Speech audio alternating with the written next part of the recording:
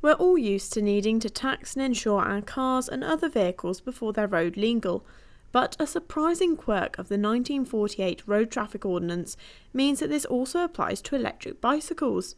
Gary Clement spent £5,000 before freight costs on just one of the electric bikes that he owns, and it was only after it had arrived in the Falkland Islands that he was made aware that cycling on the road may get him in trouble with the law.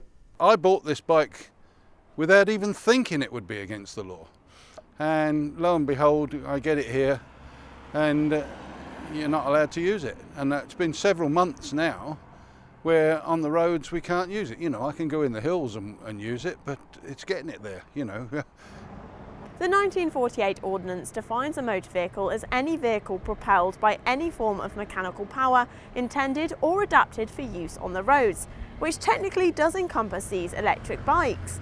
However, the electric power only kicks in when you pedal and it cuts off when you stop. In addition, the motors can also be turned off, so it can be ridden as your average push bike.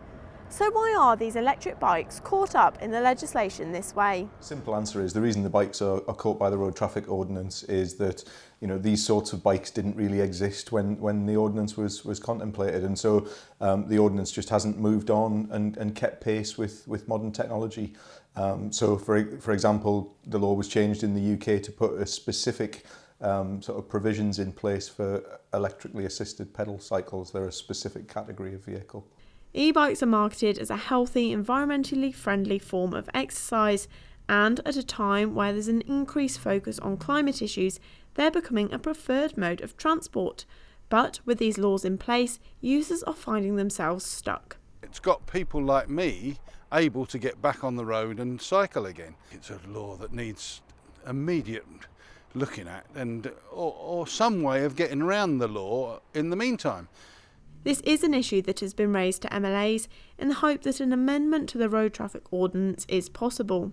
It's another frustration that we have, the electric bikes under the Road Traffic Ordinance, they have to be taxed and insured, etc. It doesn't make sense. We're trying to promote health and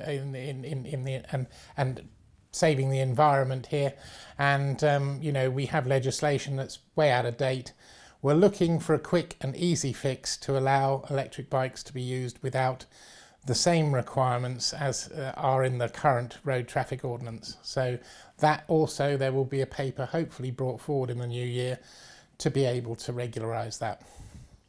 However, news that it may not be an instant fix might not be the most comforting answer to owners of these bikes, who are still facing unknown waits before they can use them.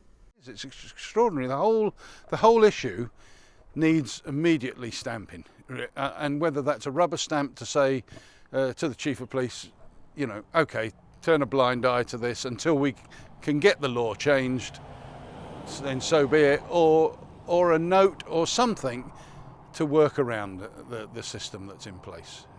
It's madness. Taxed and insured, these bikes are legal to cycle on the road. However, this can add several hundreds of pounds to already expensive kit. But there could be consequences if these e-bikes are ridden without this.